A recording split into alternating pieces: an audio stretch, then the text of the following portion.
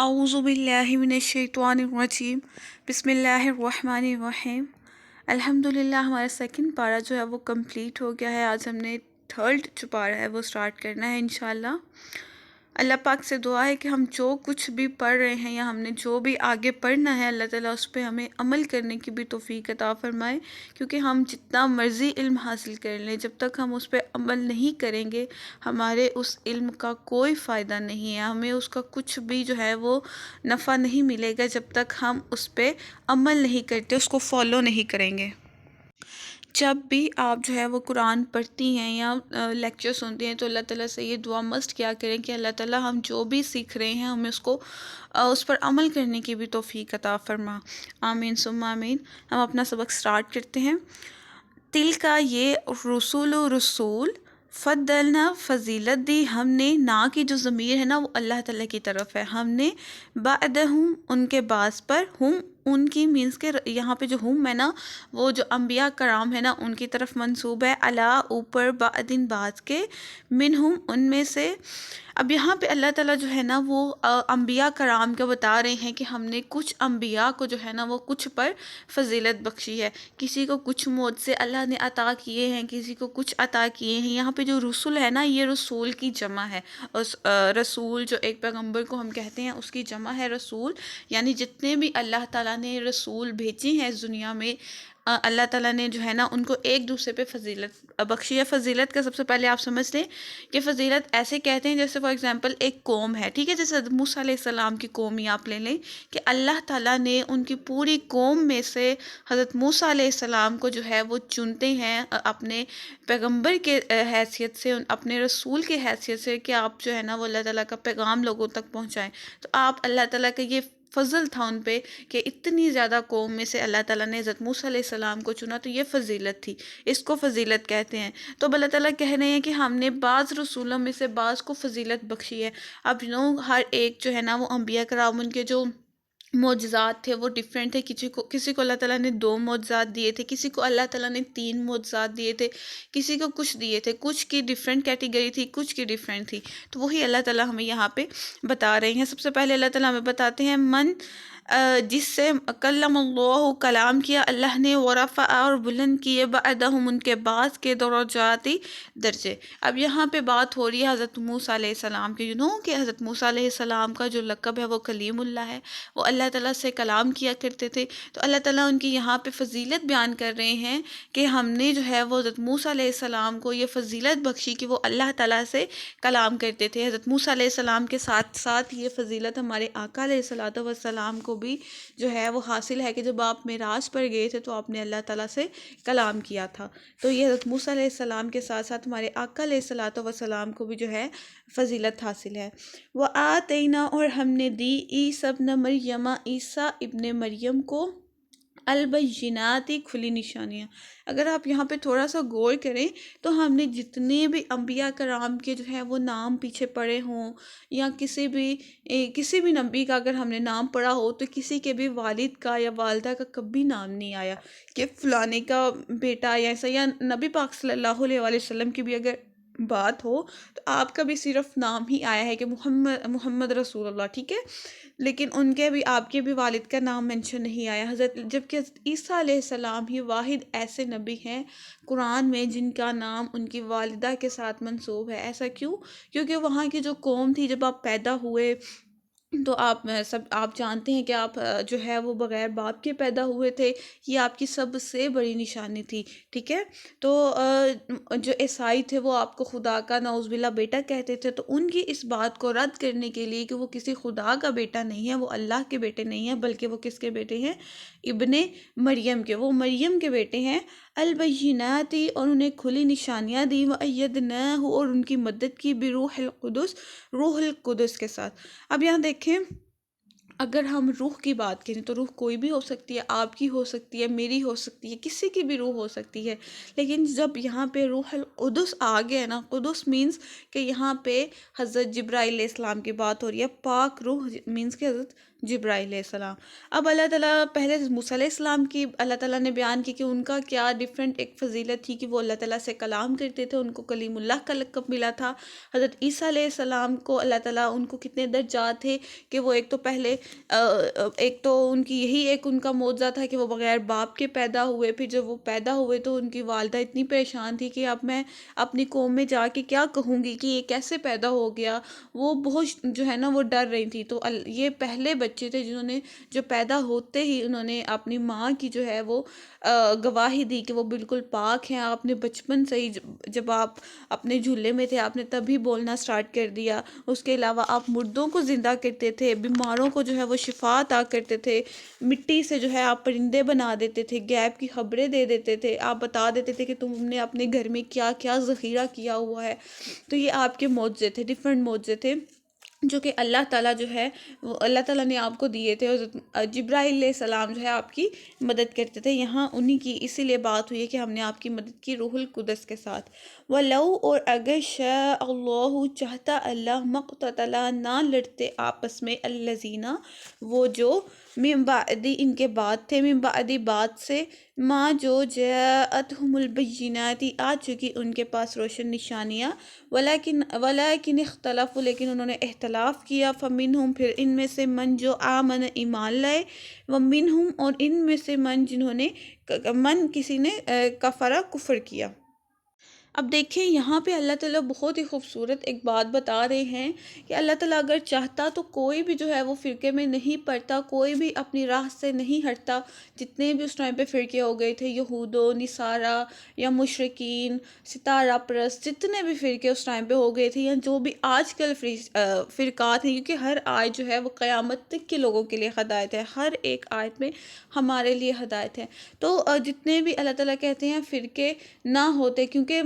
اتنے انبیاء کرام آئے، اتنے بڑے معجزے دکھائے، انہوں نے مردوں کو زندہ کر دینا، یہ کوئی چھوٹا معجزہ نہیں تھا، بیماروں کو شفا دے دینا، غیب کی خبریں دینا، یہ کوئی چھوٹے موٹے معجزات نہیں تھے۔ لیکن اللہ تعالیٰ فرماتے ہیں کہ ان کے باوجود بھی وہ لوگ حق پہ نہیں چلے، انہوں نے اللہ تعالیٰ کی نافرمانیاں ہی کی۔ کیوں ایسا ہوا؟ اتنا کچھ دیکھنے کے باوجود بھی دیکھیں، جتنے بھی اللہ تعالیٰ کا یہ سٹارٹ سے ہی ہے کہ اللہ تعالیٰ نے فرشتوں کو یہ ان کا حکم ہے کہ انہوں نے اللہ کی عبادت کرنی ہے۔ اس کے علاوہ دنیا میں جتنی بھی چیزیں ہیں، چرند پرند جانور جتنی بھی چیزیں ہیں، وہ اللہ تعالیٰ کی عبادت کرتے ہیں، اللہ تعالیٰ کی نافرمانی نہیں کرتے۔ وہ لوگ وہ بے شک اپنی مرضی کے ساتھ یا پھر زبردستی وہ عبادت ہی کرتے ہیں، لیکن جو انسان ہے نا، اللہ تعالیٰ نے ان کو یہ اختیار دیا ہے کہ وہ اپنی مرضی سے اللہ تعالیٰ کی عبادت کرے۔ اور اللہ تعالیٰ کی یہ خواہش ہے کہ جو انسان ہے وہ اپنی دل کی مرضی سے اپنی خواہش کے ساتھ اللہ کو ایک مانے، اللہ تعالیٰ کی عبادت کرے،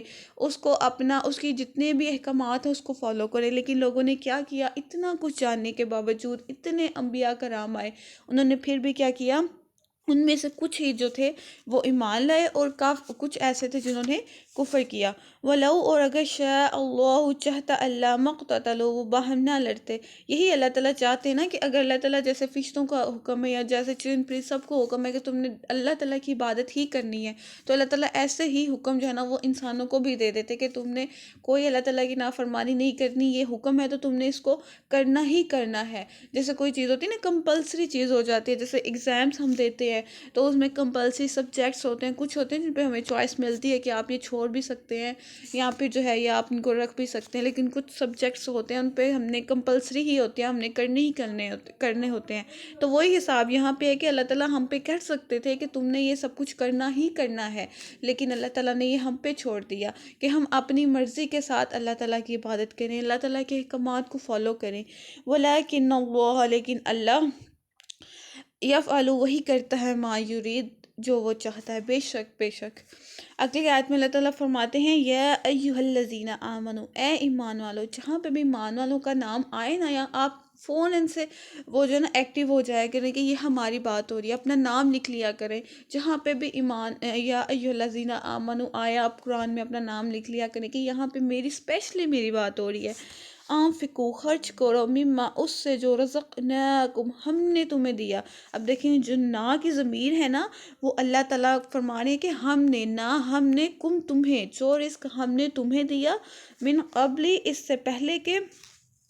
این یاتی یا آ جائے یومن وہ دن لا بئی ان کے نہ اس دن کوئی خرید و فروخت ہوگی. یہاں پہ اللہ تعالیٰ بہت سخت، یہ سختی والی آیت ہے جو اللہ تعالیٰ ہمیں ڈرا رہے ہیں کہ ایسا دن قیامت کی بات ہو رہی ہے کہ اس سے پہلے کہ قیامت آ جائے، لا بئی ان کے نہ اس میں خرید و فروخت ہو، فی اس میں، ولا اور نہ خلۃ نہ دوستی ہو، ولا شفاعت اور نہ سفارش ہو، والکافرون اور کافروں کے لیے ہم الظالمون وہی ظالم ہے. اب یہاں پہ اللہ تعالیٰ اب تقریباً دیکھیں جب سے ہم نے قرآن سٹارٹ کیا ہے، فرسٹ پارے سے بھی ہم تھرڈ پارے پہ آئے ہیں، کتنی دفعہ یہ حکم آ چکے ہے کہ اللہ تعالیٰ کی راہ میں خرچ کرو، اللہ تعالیٰ کی راہ میں خرچ کرو. اور آگے بھی ہم یہ پڑھیں گے، مینس کہ یہ بہت اللہ تعالیٰ ہمیں اس بات کی یہ جو ہے نا یہ ٹریننگ کروانا چاہتے ہیں کہ ہم اس کو ضرور فالو کریں کہ جو میں نے تمہیں رزق دیا اس کو اللہ تعالیٰ کی راہ میں خرچ کرو. اسپیشلی یہاں پہ جو ہے وہ زکوٰۃ کی بات آتی ہے کہ جو ہم لوگ زکوٰۃ اکثر لوگ نہیں دیتے، وہ لوگ اتنے وہ ان کو کوئی ٹینشن ہی نہیں ہوتی، حالانکہ اتنی وعید سنائی گئی ہے، اتنی وعید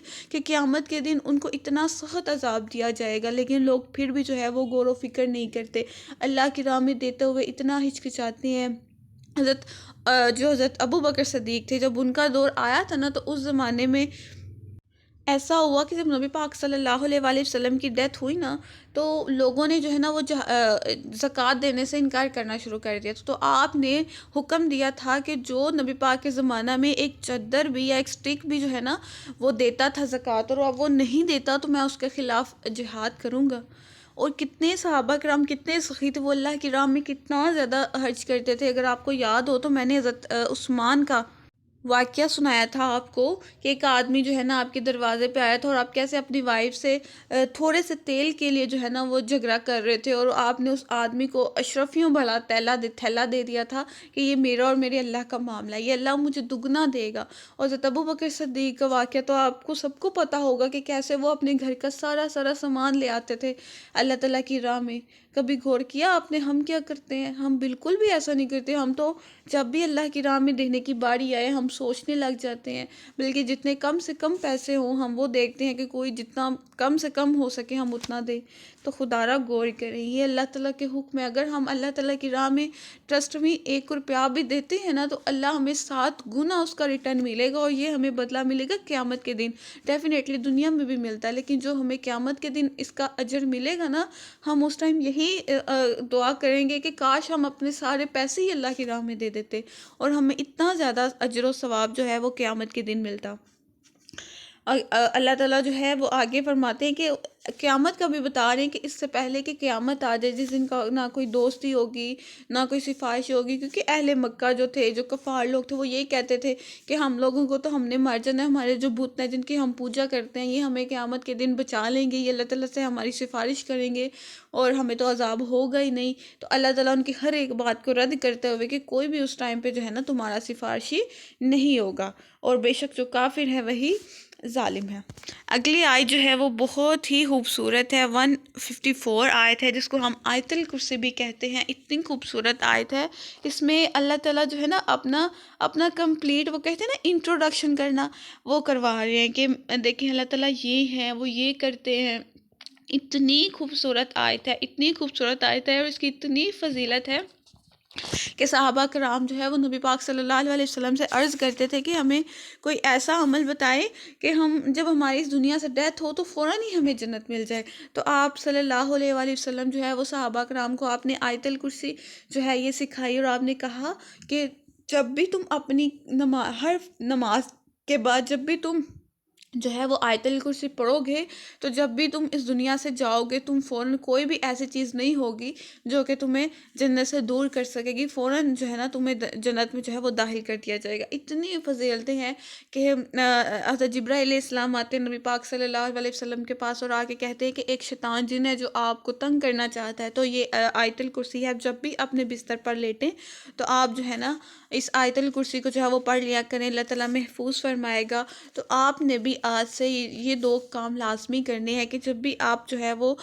رات کو سونے لگے، ٹھیک ہے، جب آپ بستر پر لیٹے تو آیت الکرسی روزانہ پڑھیں، خود بھی پڑھیں اور اپنے گھر والوں کو بھی یہ عمل جو ہے وہ بتائیں۔ اس سے جو ہے نا آپ رات کو جتنے بھی شیطانی وسوسے ہوتے ہیں یا پھر جب انسان رات کو سویا ہوتا ہے اور باہر کی جو بھی چیزیں ہیں ان سے محفوظ رہتا ہے۔ تو دوسرا، جب بھی آپ نماز پڑھیں، آپ نماز کے بعد آیت الکرسی لازمی پڑھیں، یا خود بھی پڑھنی ہے اور آپ نے اپنے گھر والوں کے ساتھ بھی یہ بات لازمی شیئر کرنی ہے۔ سو ہم سٹارٹ کرتے ہیں۔ اللہ لا نہیں الہ معبود الا مگر ہوا وہی۔ کتنی خوبصورت ہے کہ سب سے پہلے اللہ تعالیٰ اپنا جو ہے وہ بتا رہے ہیں کہ دیکھو نہیں کوئی معبود لیکن اللہ کے سوا۔ معبود کس کو کہتے ہیں؟ ٹھیک ہے، جس کی اطاعت کی جائے، ٹھیک ہے، لیکن اللہ تعالیٰ کہتے ہیں کہ اللہ کے سوا کوئی ایسا نہیں ہے جس کی اطاعت کی جائے، صرف اللہ تعالیٰ کی ذات ہی ہے جس نے جو اس لائق ہے کہ اس کی حمد و ثنا کی جائے، اس کی تعریف بیان کی جائے، اس کی عبادت کی جائے، اس کی ہر عمل کو ہر حکم کو جو ہے وہ مانا جائے۔ آپ دیکھیں اگر یہ جو الہ ہے نا، اگر اس میں ہم الف لام کا اضافہ کر دیں نا تو یہ اللہ بن جاتا ہے۔ اس میں الف جو ہے نا وہ پھر وہ مٹ جائے گا، کیونکہ ضمیر جو ہے نا اس کی مٹ جائے گی کیونکہ الف لام کی ایڈیشن ہو گئی ہے۔ تو اب اللہ تعالیٰ یہاں کہتے ہیں کہ بے شک اللہ ہی ہے معبود تمہارا، اس کے سوا کوئی معبود نہیں ہے۔ یہ بات اپنے ذہنوں میں بٹھا لو کہ تمہارا خدا صرف ایک ہے اور تم نے صرف اور صرف اس سے ہی مانگنا ہے اور صرف وہی عطا کرنے والا ہے، اس کے علاوہ کوئی عطا کرنے والا نہیں ہے۔ الحی وہی زندہ ہے، القیوم تھامنے والا، وہی زندہ ہے اور وہی جو ہے وہ تھامنے والا ہے۔ اتنا خوبصورت اللہ تعالیٰ کی یہ نیم ہے۔ آپ کو پتہ ہے جب جنگ بدر تھی تو حضرت علی کہتے ہیں، ہم سے روایت ہے کہ جب اتنے تھوڑے مسلمان تھے اور اتنے زیادہ کافر تھے تو مسلمان جو ہے 313 تھے بس، اور کافر اتنے زیادہ تھے، اور جب نبی پاک صلی اللہ علیہ وسلم نے مسلمانوں کو اس مقام پہ کھڑا کیا کہ جہاں جنگ ہونے والی تھی تو آپ حضرت علی کہتے ہیں کہ مجھے اونچی اونچی آواز سے جو ہے نا اس کلمات کی آواز آنے لگی، الحی القیوم الحی القیوم۔ تو آپ کہتے ہیں کہ میں صفحے جو ہے نا وہ توڑ کے نا تو میں جا کے دیکھ رہا تھا کہ کہاں سے آواز آ رہی ہے، تو میں جب صفحے توڑ کے دیکھا تو وہ نبی پاک صلی اللہ علیہ وسلم اونچی اونچی آواز سے آپ نے ہاتھوں کو اٹھایا ہوا ہے اور آپ رو رہے ہیں اور اللہ تعالیٰ سے التجا کر رہے ہیں، الحی القیوم الحی القیوم،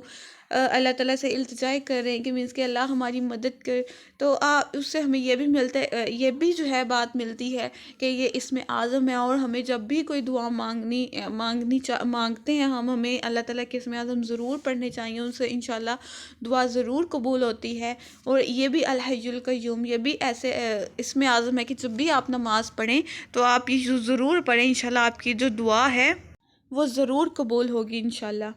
لا تأخذہ نہ اسے آتی ہے سینتن اونگ، ولا نوم اور نہ ہی نیند۔ بہت ہی خوبصورت اللہ تعالیٰ دیکھیں سٹیپ بائی سٹیپ اپنی جو ہے نا وہ انٹروڈکشن دے رہے ہیں۔ سب سے پہلے اللہ نے بتا دیا کہ دیکھو اس کے سوا کوئی معبود نہیں ہے، وہی زندہ ہے، ہمیشہ زندہ رہنے والا ہے، اور وہی نہ اس کو اونگ آتی، اونگ کہتے ہیں نا ایک نیند کے جھٹکے لگنا، مینس کہ نیند آ رہی ہے تو بندہ بیٹھا ہوا اس کو جھٹکے آ رہے ہیں، تو نہ ہی اس کو نیند آتی ہے نہ ہی اس کو اونگ آتی ہے۔ اس کا بہت ہی خوبصورت واقعہ میرے ذہن میں آ رہا ہے کہ حضرت موسیٰ علیہ السلام کہ وہ کلیم اللہ سے کلام کرتے تھے، کہتے ہیں کہ ایک دفعہ نا انہوں نے فرشتوں سے پوچھا کہ اللہ تعالیٰ کو نیند آتی ہے، تو اللہ تعالیٰ نے پھر فرشتوں کو کہا کہ ان کو کہیں کہ یہ 3 دن تک جو ہے نا حضرت موسیٰ علیہ السلام کو کہیں کہ یہ نہیں سوئیں گے۔ تو 3 دن جب آپ نے ان کا حکم مانا اللہ تعالیٰ کا تو آپ 3 دن تک جو ہے نا وہ نہیں سوئے۔ تو تیسرے دن اللہ تعالیٰ نے حضرت موسیٰ علیہ السلام کو حکم دیا کہ آپ نے نا اپنے ہاتھوں میں ایک شیشے کا جار، ٹھیک ہے، جو شیشے کا کوئی برتن دو لینے آپ نے، دونوں ہاتھوں میں آپ نے پکڑ لینے ہیں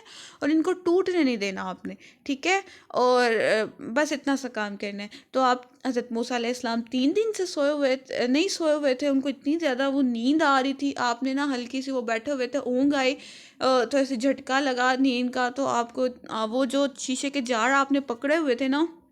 تو وہ دونوں آپس میں ٹکرائے اور وہ گر گئے، اور آپ کی آنکھ کھلی تو اللہ تعالیٰ نے ان کو فرمایا کہ دیکھو تمہیں تو جسٹ ابھی تم 3 دن نہیں سوئے اور تم جسٹ ایک چھوٹے سے انسان ہو، مطلب انسان ہو، اور ایک شیشے کے جار کو نہیں تم سنبھال سکے، تمہاری ایک اونگ نے ان کو توڑ کے رکھ دیا، اور میں تو خدا ہوں، زمین و آسمان کا مالک ہوں، اگر مجھے تھوڑی سی بھی نیند آئے تو کیا زمین و آسمان تباہ نہ ہو جائیں، وہ آپس میں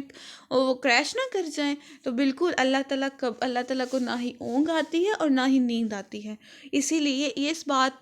اس بات کی گواہی ہے کہ زمین و آسمان جو ابھی تک اتنے مینٹین ہیں، اپنے اپنے وقت پر ہر چیز چل رہی ہے، یہ اس بات کا ثبوت ہے کہ بے شک اللہ تعالیٰ کو نہ ہی نیند آتی ہے اور نہ ہی اونگ آتی ہے۔ لہو اسی کا ہے ماں جو فی السماواتی آسمانوں میں ہے، وہ ماں اور جو فی الارض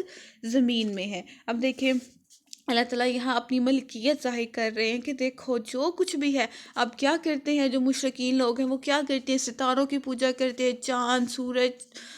بت بنا لیتے ہیں، ان کی پوجا کرتے ہیں، حالانکہ جس نے پوری دنیا کو بنایا ہے، جو خالق ہے، جو چاند سورج آسمان و زمین ہر چیز کا مالک ہے، اسی کی بندگی نہیں کرتے، اسی کو ہی جو ہے خدا نہیں مانتے، کتنی افسوس کی بات ہے۔ تو بے شک اللہ ہی مالک ہے جو کچھ آسمانوں میں ہے، جو کچھ زمینوں میں،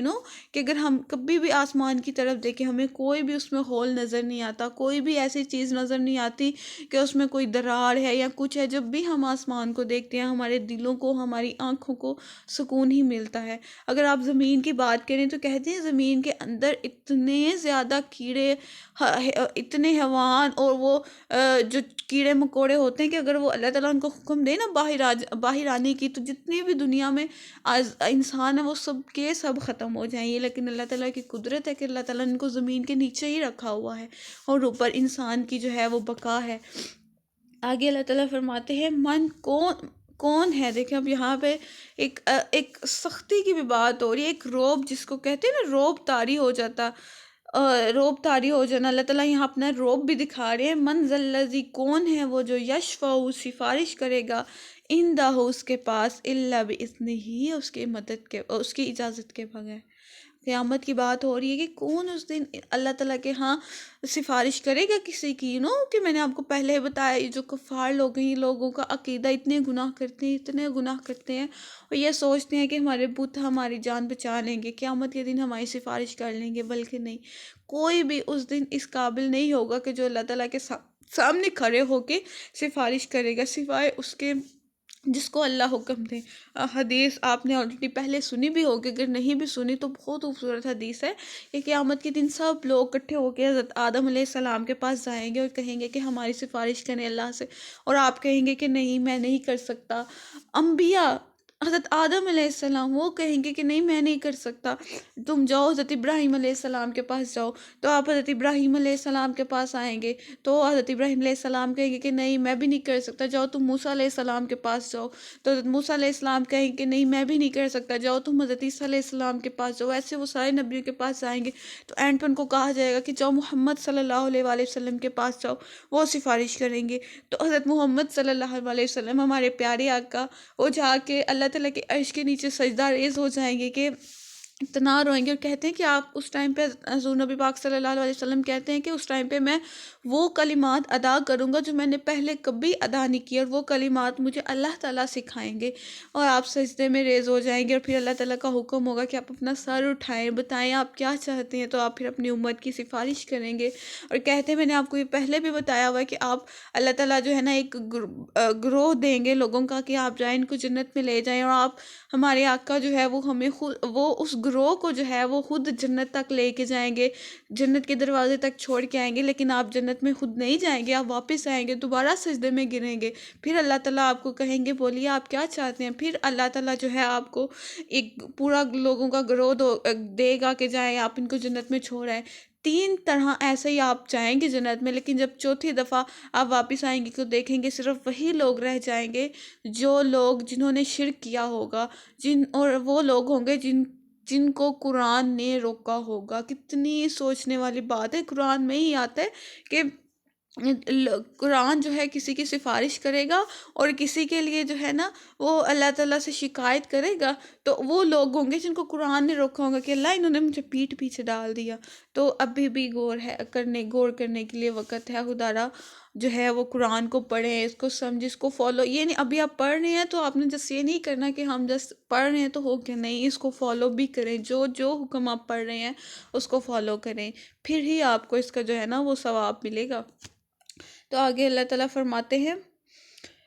یعلم، وہ جانتا ہے، ما بین ایدیہم، جو ان کے سامنے ہے، وہ ما خلفہم، اور جو ان کے پیچھے ہے. مینس کہ جو انسان ظاہر کرتا ہے اور جو انسان کے دل میں ہے، اللہ تعالیٰ ہر چیز سے واقف ہے. انسان کے دل میں وہ خیال بعد میں اٹھتا ہے، اللہ تعالیٰ کو پہلے پتہ چل جاتا ہے. بے شک وہ سینوں کے راز جانتا ہے، بے شک وہ ہر چیز جانتا ہے. ولا یحیطون، اور نہیں گھیر سکتی اور نہ ہی احاطہ کر سکتے، بشیء، کوئی بھی چیز، من علم ہی، اس کے علم سے،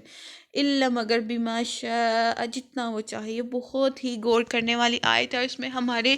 بہت سے ایسے عقائد جن کی وجہ سے فرقات پیدا ہوتے ہیں ان کی کریکشن ہوتی ہے. علم غیب کے بارے میں کتنی لڑائی ہوتی ہے. میں نے آپ کو پہلے بھی بتایا کہ ہم نے فرقات میں نہیں پڑھنا. ہم نے ایسے، اگر ہم ابھی ایسا زمانہ ہے کہ اگر ہم نے اللہ تعالیٰ کے سیدھے راستے پہ چلنا ہے نا، تو ہم نے جتنی بھی نیگیٹو چیزیں، جتنے بھی فرقات ہیں نا، ان سے الگ ہو کے بالکل قرآن و سنت کو فالو کرنا ہے، پھر ہی ہم اللہ تعالیٰ تک جا سکتے ہیں. تو دیکھیں، ایک اللہ تعالیٰ یہاں پہ اس آیت میں اس حصے میں اللہ تعالیٰ فرماتا ہے کہ کوئی بھی اس کے علم کا احاطہ نہیں کر سکتا یا جان نہیں سکتا سوائے اس کے جسے اللہ چاہے. اب دیکھیے کافی دفعہ نا ایسے ہوتا ہے، بہت سی لڑائیاں، کافی فرقات بھی ایسے ہوتے ہیں کہ انبیاء کرام جو ہے وہ غیب کا علم نہیں جانتے یا وہ بالکل نہیں جانتے. تو اس کا میں آپ کو آنسر دینا چاہوں گی کہ انبیاء کرام جو رسول ہیں وہ کچھ نہ کچھ جو ہے نا وہ علم غیب ضرور جانتے ہیں، کیونکہ انبیاء کرام یہ ایک الگ، ان کا عام انسانوں سے الگ بات ہے نا ان کی، تو وہ کچھ نہ کچھ ضرور جانتے ہیں علم غیب. میں آپ کو اس کا جو ہے نا وہ ثبوت بھی دوں گی. اب دیکھیں، اب کیا ڈاکٹر اسرار، اگر آپ نے ڈاکٹر اسرار کے لیکچر سنے ہوئے ہیں، بہت ہی امیزنگ ہوتے ہیں. جتنی بھی آج کل فرقات جن مسائل پہ ہوتے ہیں نا، اگر آپ کو کسی میں کوئی پرابلم ہو تو آپ یوٹیوب پہ ان کا سرچ کریں. وہ اتنا لینئرلی ہر ایک کو سامنے رکھ کے، وہ اتنا کسی بھی فرقے میں بغیر پڑھے وہ اس کا جواب دیتے ہیں کہ اس کو بندہ سن کے بالکل سیٹسفائی ہو جاتا ہے، اور بالکل وہ کسی بھی فرقات میں نہیں پڑھتا. تو وہ اتنی خوبصورت بات کہتے ہیں کہ سب سے پہلے کہ ہمیں یہ سمجھنے کی ضرورت ہے کہ غیب کہتے کس کو ہیں. غیب اس چیز کو کہتے ہیں کہ کوئی جو چھپی ہوئی چیز ہو. اور کیا اللہ تعالیٰ سے کوئی چیز چھپی ہوئی ہے؟ بالکل بھی نہیں. اللہ تعالیٰ سے کوئی چیز بھی چھپی ہوئی نہیں ہے. تو پھر اللہ تعالیٰ نے غیب کا لفظ کیوں استعمال کیا قرآن میں کہ اللہ تعالیٰ ہی غیب کا علم جانتے ہیں. تو بے شک اگر آپ کو میرا آگے کا لیکچر سننے سے پہلے اگر آپ کو اس کا آنسر پتہ ہے تو مجھے کائنڈلی آپ کمنٹ میں بھی بتانا، یا مجھے پرسنلی بھی میسج کر کے اس کا آنسر ضرور بتانا کہ آپ کے ذہن میں کیا چیز آتی ہے. اب دیکھیں، غیب کا لفظ اللہ تعالیٰ نے اس لیے استعمال کیا تاکہ وہ ہمیں سمجھا سکے، ٹھیک ہے، کیونکہ ہم ہر چیز نہیں جانتے، ہم سے چیزیں چھپی بھی ہیں، ہمیں چیزیں کچھ اللہ تعالیٰ نے ظاہر بھی کی ہیں. تو ہمیں سمجھانے کے لیے اللہ تعالیٰ نے غیب کا لفظ جو ہے نا وہ ہمیں بتایا. حالانکہ اللہ تعالیٰ سے کوئی بھی چیز چھپی ہوئی نہیں ہے. اب ہم نے فرشتے نہیں دیکھے، وہ ہمارے لیے غیب ہیں. اب ہم نے جنت نہیں دیکھی، یہ ہمارے لیے غیب ہے. اب ہم نے دوزخ نہیں دیکھی، یہ ہمارے لیے غیب ہے. تو کیا ہمارے نبی پاک صلی اللہ علیہ وسلم نے فرشتے نہیں دیکھے؟ انہوں نے ڈیفینیٹلی دیکھے ہیں. ڈیفینیٹلی انہوں نے جنت بھی دیکھی ہے، انہوں نے جو ہے وہ جہنم بھی دیکھی ہے. یہ سب کچھ دیکھا ہوا ہے انہوں نے. اور اس بات کی کافی زیادہ احادیث ہیں جو کہ اس بات کا ثبوت ہے. دیکھیں، ایک بات آپ نے بس ذہن میں رکھنی، ایک ہوتا ہے علم عطائی اور ایک ہوتا ہے علم ذاتی. جو اللہ تعالیٰ کا علم ہے نا وہ ذاتی ہے. مینس کہ اللہ تعالیٰ نے کسی سے بھی جو علم ہے وہ لیا نہیں ہے، اللہ کا اپنا ہے، ذاتی ہے. اور جو انبیاء کرام کا علم ہوتا ہے یا ہمارے نبی پاک صلی اللہ علیہ وسلم کا علم ہے وہ ذاتی نہیں ہے، وہ عطائی ہے. جب ہم اللہ اور اس کے بندے میں ڈفرینشیٹ کر لیتے ہیں نا، ہمارے کانسیپٹ کلیئر ہوتے ہیں، تو وہاں پہ کبھی بھی شرک کی بات نہیں آتی. آپ ایک ایگزامپل ہی لے لیں کہ اگر اللہ کا علم جو ہے وہ علم غیب جو ہے وہ ایک سمندر ہے، تو نبی پاک صلی اللہ علیہ وسلم کا جو اس میں علم ہے نا وہ ان کے چند، اس سمندر کے چند قطرے ہیں. ٹھیک ہے، یہ آپ نے بس اس میں جو ہے نا وہ ڈیفرنس رکھنا ہے. باقی علم غیب رسولوں کو تھوڑا بہت جتنا اللہ تعالیٰ چاہیں، ٹھیک ہے، یہاں پہ لکھا ہوا ہے جتنا اللہ تعالیٰ چاہیں. اب ہم اس میں کیٹیگرائز نہیں کر سکتے کہ اتنا یا اتنا یا اتنا. جتنا اللہ تعالیٰ چاہیں، یہ اللہ تعالیٰ کی مرضی ہے کہ وہ اپنے رسولوں کو جتنا علم غیب بتانا چاہیں، وہ اللہ کی مرضی ہے. تو اس میں جو ہے نا آپ نے جو ہے نا وہ کنفیوز نہیں ہونا. اگر آپ کو اس بات کی سمجھ نہیں بھی آتی تو آپ مجھ سے جو ہے نا وہ بعد میں پوچھ سکتی ہیں. واسیہ اور سمالیہ کرسی السماواتی، اس کی کرسی نے آسمانوں کو، والارض اور زمین کو، ولا اور نہیں، یعودہ تھکاتی اس کو، حفظہما ان کی حفاظت، وہو العلی العظیم، و بے شک وہ بلند مرتبہ عظمت والا ہے. بے شک اللہ تعالیٰ دوبارہ سے بتا رہے ہیں کہ اس کی کرسی جو ہے نا وہی کہ اس کی حاکمیت، اس کی جو بادشاہ ہوتے ہیں نا پورا حکمرانی کرتا ہے، تو بے شک اللہ تعالیٰ جو ہے زمین و آسمان کے مالک ہیں، خالق ہیں، اور وہی عطا کرنے والے ہیں. سب کچھ ہمیں وہی عطا کرنے والے ہیں. ہمیں کچھ بھی چاہیے، آپ کو کچھ بھی چاہیے، چھوٹی سی چیز بھی چاہیے، ایون آپ کی کہتے ہیں کہ ایک سوئی بھی گم ہو جائے نا تو آپ وہ بھی اللہ تعالیٰ سے مانگا کریں. اے اللہ میری یہ سوئی گم ہو گئی ہے، مجھے یہ دے دے. ڈائریکٹ اللہ سے مانگے. جب اللہ کہتے ہیں کہ مجھ سے ڈائریکٹ مانگو، میں تمہاری رگ سے بھی قریب ہوں، تو پھر ہم کیوں جو ہے وہ ڈیفرنٹ چیزیں ڈھونڈیں کہ ہم یہاں سے مانگیں وہاں سے مانگیں یا اس طرح کریں. تو ڈائریکٹ آپ اللہ سے مانگا کریں. اللہ تعالیٰ سنتے ہیں، اللہ تعالیٰ ضرور ہمارے حق میں بہتر کرتے ہیں. اگر آپ کی اس ٹائم پہ وہ دعا قبول نہیں ہو رہی ہوتی تو پریشانی ہوا کریں. اللہ تعالیٰ ہمارے لیے بہتر کرتے ہیں، اور جب ہمیں بعد میں اس سے بہتر چیز ملتی ہے نا تب ہمیں احساس ہوتا ہے کہ بے شک اللہ تعالیٰ نے ہمارے لیے بہتر کیا ہے.